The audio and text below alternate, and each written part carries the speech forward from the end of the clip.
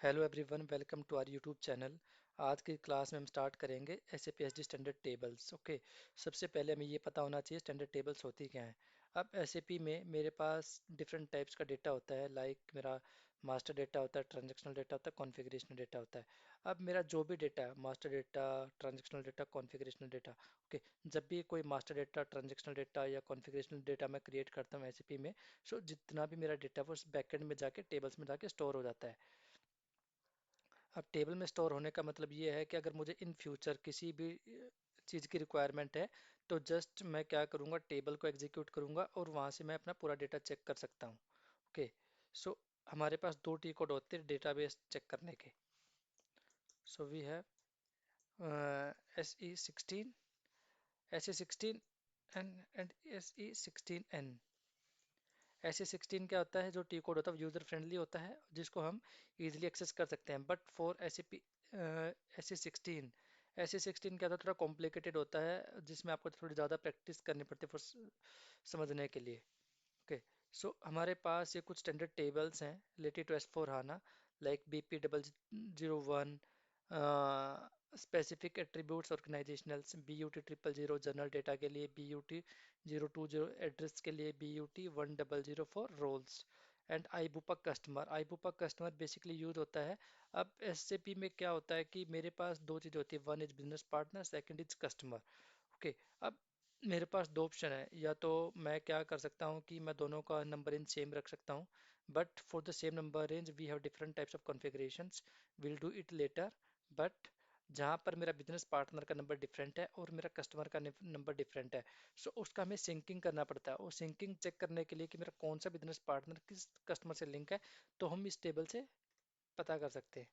Then KLPA customer vendor linking, KNA1 customer general data, KNB1 company code data, KNB4 customer payment history, and KNVI customer tax indicator, KNVB customer master sales area. In the same way मेरे पास material की भी कुछ tables होती हैं जो important होती हैं। Like MAKT material descriptions, MARA material general data, MARC plant data for material, MARD storage location data for material. और जो मेरे कुछ कॉमन टेबल्स होती हैं, like for sales order VBAK sales order head data. Okay, मेरे पास मेरे जब मैं सेल्स ऑर्डर क्रिएट करता हूँ तो मेरे तीन डेटा जो हिट होते हैं, one is head data, schedule line data and item data. Okay, और जितना भी मेरा डेटा होता है वो पर्टिकुलर डेटा टेबल्स में जाके स्टोर हो जाता है। Like related to head data will store at the VBAK level, and item level data will store at the VBAP level, and schedule line data will store in the VBEP table। Okay, और मेरे पास tables होते हैं VBUK VBUP। But S four HANA में आने के बाद VBUK और VBUP टेबल क्या हो गया, मेरी एलिमिनेट हो गई। अब एलिमिनेट का मतलब ये है कि ये टेबल्स मेरी बंद हो गई और जितना भी इनका डेटा था वो सारा का सारा डेटा मेरा VBAK और VBAP में आ गया।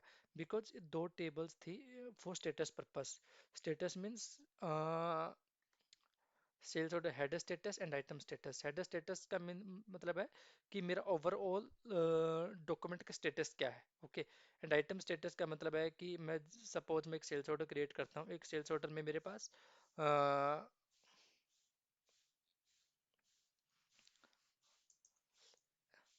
Sales order 1 2 3 4। अब line item 10 20 30 40।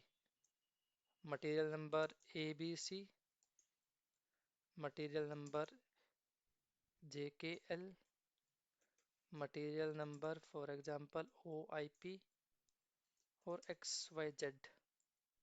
Okay, so line item का मतलब है कि मुझे अब मेरे पास एसएपी में क्या ऑप्शन होता है कि मैं I can create one delivery against multiple sales order, I can create one billing against multiple delivery document. Okay, अब मुझे क्या करना है कि मुझे पता करना है कि पर्टिकुलर जो 10 नंबर लाइन आइटम है, 10 नंबर लाइन आइटम का मुझे डिलीवरी बना है या नहीं बना है, या बिलिंग बना है या नहीं बना है। So this is for line item status. So this table is for line item status. Okay, and in completion log के लिए मेरे पास टेबल है BBUV, and in the same way delivery header LIKP, and item के लिए LIPS, और for the billing purpose VBRK VBRP। और ये मैंने कुछ टेबल यहाँ पे कवर किए हैं for the configurational data. T001 is for the company code. T001W is for plant. TVAK sales document type data. TVLK delivery type document data. TVFK billing type document data. T001 and storage location. TSPS sales division, sales office. Okay, these are the configurational tables. Okay, but we have many more, but these are the like important tables. Okay, so मैं अभी SAP में login करता हूँ और मैं आपका इनका use दिखाता हूँ कि बेसिकली यूज़ क्या होता है। कि जब भी मेरा कोई एक टेबल क्रिएट होती है, कोई भी एक रिकॉर्ड क्रिएट होता है, एक रिकॉर्ड क्रिएट होने पर मेरी मल्टीपल टेबल्स हिट होती हैं। सो मैंने एसएपी में लॉगिन किया। सबसे पहले मैं क्या करता हूँ, एक बिजनेस पार्टनर क्रिएट करता हूँ। सो मेरा टी कोड है BP business partner. So I am taking this grouping ZTML। Okay, company HCL India private limited. अगर मेरा जो नेम है कस्टमर का नेम थोड़ा लॉन्ग है तो मैं क्या कर सकता हूँ, अलग से फील्ड भी मैं यूज कर सकता हूँ। Then salutation, then search term I am taking like HCL। Customer address, अगर कस्टमर का एड्रेस ज़्यादा बड़ा है तो मैं क्या कर सकता हूँ, यहाँ पर ये बटन है प्लस और माइनस। अगर मैं माइनस करूँगा तो मेरी फील्ड क्या होंगी, इतने ही दिखेंगे। अगर मैं इसको प्लस में करता हूँ तो मेरी सारी फील्ड मुझे एग्जीक्यूट दिखेंगी। तो मैं यहाँ पर अपना एड्रेस मेंटेन कर सकता हूँ। सो अभी मैं क्या, जो इंपॉर्टेंट फील्ड्स हैं, जो मैंडेटरी फील्ड्स हैं, मैं उन्हीं को लेके अपना एक रिकॉर्ड क्रिएट कर रहा हूँ। Then English. अब मैं जैसे ही मैं बटन सेव बटन पे क्लिक करता हूँ तो सिस्टम क्या करेगा, ये मेरा बिजनेस पार्टनर क्रिएट कर दिया। ओके, ये मेरा बिजनेस पार्टनर क्रिएट हो गया। अब ये बिजनेस पार्टनर अगर आप देखोगे यहाँ पे हो गया क्रिएट, ठीक है। बट अब समहाउ मैं क्या करता हूँ कि मुझे नहीं पता कि भाई मेरा क्या बिजनेस पार्टनर क्रिएट हुआ। अब जैसे मैंने स्क्रीन ऑफ कर दी, अब मैंने क्या किया, मेरी स्क्रीन ऑफ मैंने कर दी। अब मुझे पता करना है कि मेरा जो बिजनेस पार्टनर क्रिएट हुआ है उसमें क्या डेटा है क्या नहीं है। तो मैं क्या करूँगा, सिंपली SE16N के अंदर जाऊँगा। अब मैंने यहाँ पर बताया कि मेरे कितने टेबल्स हैं। For example I am running BUT 000। तो मुझे क्या करना है, जनरल डेटा। यहाँ पे मैं बिजनेस पार्टनर नंबर डालूंगा। बिजनेस पार्टनर कौन सा नंबर, जो मैंने बिजनेस पार्टनर नंबर क्रिएट किया है।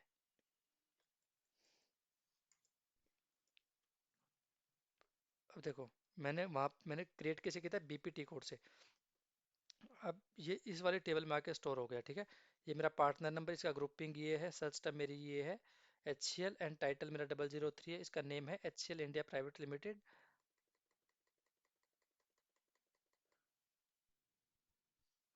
और जो जिस यहाँ पे उसी फील्ड के अंदर डेटा दिखेगा जो जो मैंने बिजनेस पार्टनर बनाते टाइम मैंने अपडेट किए हैं। HCL इंडिया प्राइवेट लिमिटेड, और किस आईडी से क्रिएट किया गया है, किस किस डेट को किया और किस टाइम पे क्रिएट किया है। और बिजनेस पार्टनर की GUID क्या है। और अभी अभी जनरल डेटा, अगर अब मुझे चेक करना है कि दूसरी टेबल इस टाइम पे कौन सी हिट हुई है, तो अब मेरा जो है रोल्स मुझे पता करना है कि इस बिजनेस पार्टनर का ये कौन से रोल में क्रिएट हुआ है। तो इसका है BUT 100। तो मैं यहाँ पे अगर उसी बिजनेस पार्टनर को डालता हूँ तो इसका रोल क्या है। रोल अभी मैंने बताया कि मेरा यहाँ पे कोई भी रोल नहीं है। अब मैं आपको रोल बताता हूँ क्या होता है।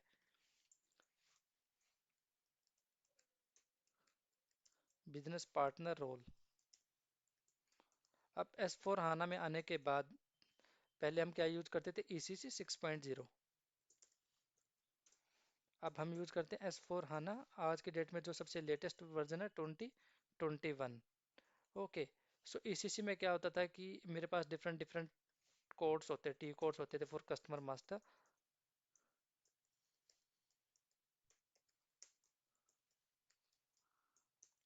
For example XD01 is for create, XD02 change, और XD03 is for display, display customer master. और S/4HANA में आने के बाद हमारा एक हमारा एक कॉमन टी कोड बन गया BP। अब यहाँ पर अगर मुझे वेंडर भी क्रिएट करना होता था, वेंडर, वेंडर का मेरा डिफरेंट टी कोड होते थे XK01, create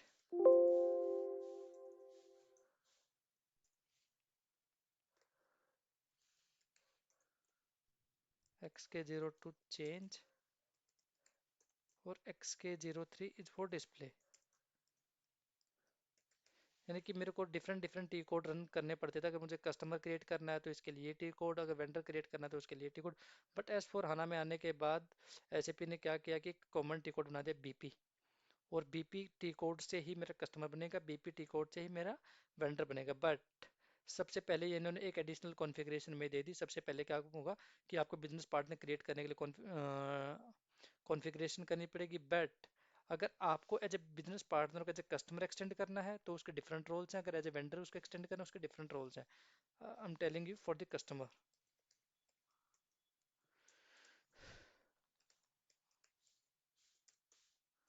F L C U 00 for company code data और F L C U 01 is for sales data. Okay, अभी मैंने क्या किया है, ओनली मैंने एक बिजनेस पार्टनर क्रिएट किया है। तो बिजनेस पार्टनर क्रिएट करने पे मेरे कोई भी अभी रोल क्रिएट नहीं हुआ। तो मैं क्या करता हूँ, अभी इसी बिजनेस पार्टनर को मैं दूसरे व्यू में एक्सटेंड करता हूँ। तो एक्सटेंड करने के लिए मैं यहाँ पर जाऊँगा चेंज इन बीपी रोल। यहाँ पर मैं मेरा रोल सेलेक्ट करता हूँ, company F L C U 00 company code data. So मैंने यहाँ पे T36 ये मैंने डाला। अब जैसे ही मैं इस सेव बटन पे क्लिक करता हूँ, सो सिस्टम ने क्या करा कि ये मेरा कस्टमर नंबर मेरा क्रिएट कर दिया। अगर अब आप टेबल लेवल पे जाकर चेक करोगे कि इस बिजनेस पार्टनर के लिए कौन कौन से रोल में एक्सटेंड है, तो आपको दिखेगा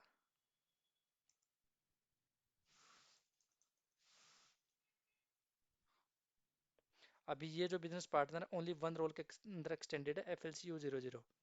अगर इसी बिजनेस पार्टनर को मैं सेल्स के व्यू में एक्सटेंड करता हूँ, T36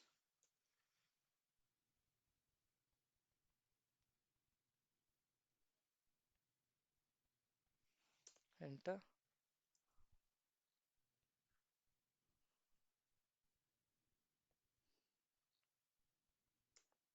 I am filling only mandatory fields.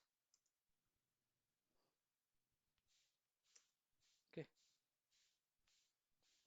मैंने इसको सेव किया। देन मेरा चेंजेस हैज बीन सेव्ड। अगर इसी चीज़ को मैं यहाँ पे रिफ्रेश करूँगा तो एक मेरा दूसरा रोल पे एक्सटेंड हो गया। अभी ये जो बिजनेस पार्टनर है, ये बिजनेस पार्टनर मेरा अभी दो रोल पे एक्सटेंड है। बट अगर आप यहाँ पर चेक करोगे तो मेरा जो कस्टमर नंबर बना है वो कस्टमर नंबर मेरा डिफरेंट है। कंपनी कोड मेरा जो कस्टमर बना है ये मेरा कस्टमर है, और उससे पहले जो बना था मेरा वो बिजनेस पार्टनर था। मैं इसके बाद एक एक वीडियो और क्रिएट करूंगा जिसमें मैं आपको सिखाऊंगा कि कस्टमर का और बिजनेस पार्टनर का सेम नंबर रेंज कैसे रखा जाए। कि अब जो मेरा जिस नंबर से मेरा बिजनेस पार्टनर बना है उसी नंबर से आपका कस्टमर भी क्रिएट हो।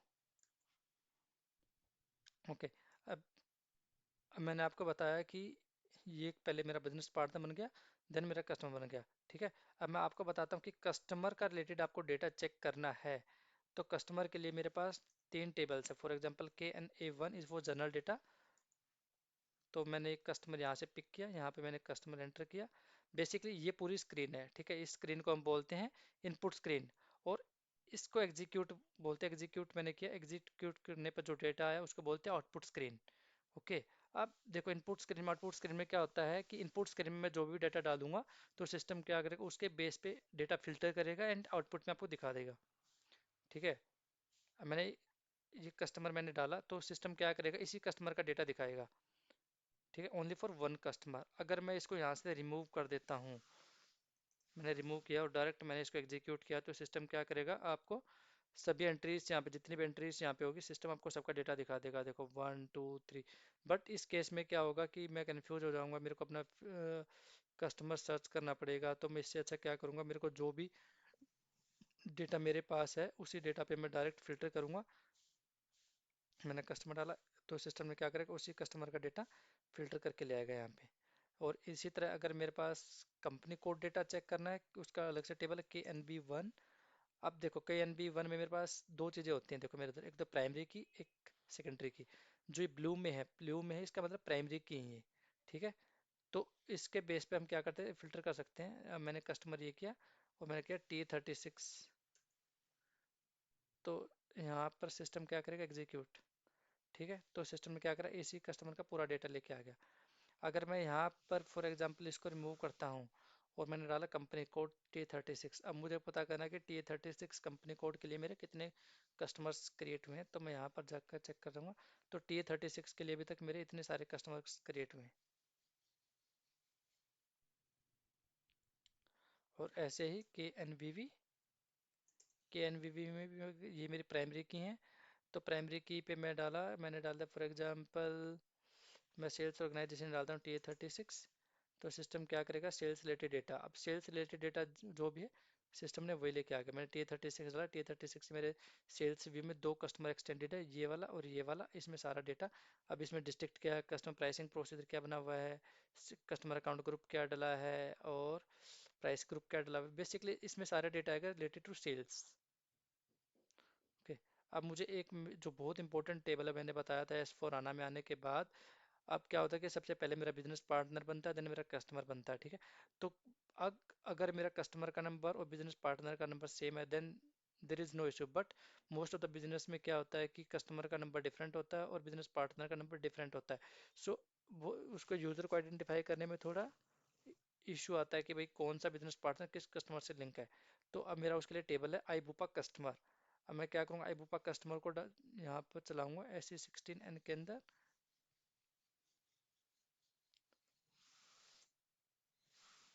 आईबूपा कस्टमर। अब मैं यहाँ पे कस्टमर नंबर डाल देता हूँ, फॉर एग्जांपल मेरा एक कस्टमर है, एग्जीक्यूट किया। अब ये जो कस्टमर इस बिजनेस पार्टनर के साथ लिंक है, इसकी ये GUID है, और ये अब इसका स्टेटस एक्टिव है या नॉट एक्टिव है, और किस ग्रुपिंग से ये बना हुआ है। सो बेसिकली अब देखो, अब मेरा जितना भी डेटा है, मैंने आपको बताया कि सेल मेरा मास्टर डेटा है, ट्रांजेक्शनल डेटा, कॉन्फ़िगरेशनल डेटा, वो सब जाके मेरा बैकएंड में जाके सेव हो जाता है। अब देखो, अब मैंने बताया कि कुछ टेबल मेरी ऐसे होती है जो कॉन्फ़िगरेशनल डेटा के लिए होती है। कॉन्फ़िगरेशनल डेटा के लिए फॉर एग्जांपल मैंने डाला यहाँ पर मैं सेल्स ऑर्गेनाइजेशन की कॉपी करता हूँ, TVT। फॉर एग्जांपल मैं सेल्स एरिया चेक करना चाहता हूँ कि जो मेरा सेल्स ऑर्गेनाइजेशन कितनी सारी सेल्स डिस्ट्रीब्यूशन चैनल और डिवीजन के साथ मैप है। तो मैंने बोला कि मैंने डाला T36, इसका मेरे को पूरा सेल्स एरिया देखना है कि कितनी डिस्ट्रीब्यूशन चैनल डिवीजन। अब देखो यहाँ पे सेल्स ऑर्गेनाइजेशन ओनली इन्हीं डिस्ट्रीब्यूशन चैनल डिवीजन के साथ मैप है।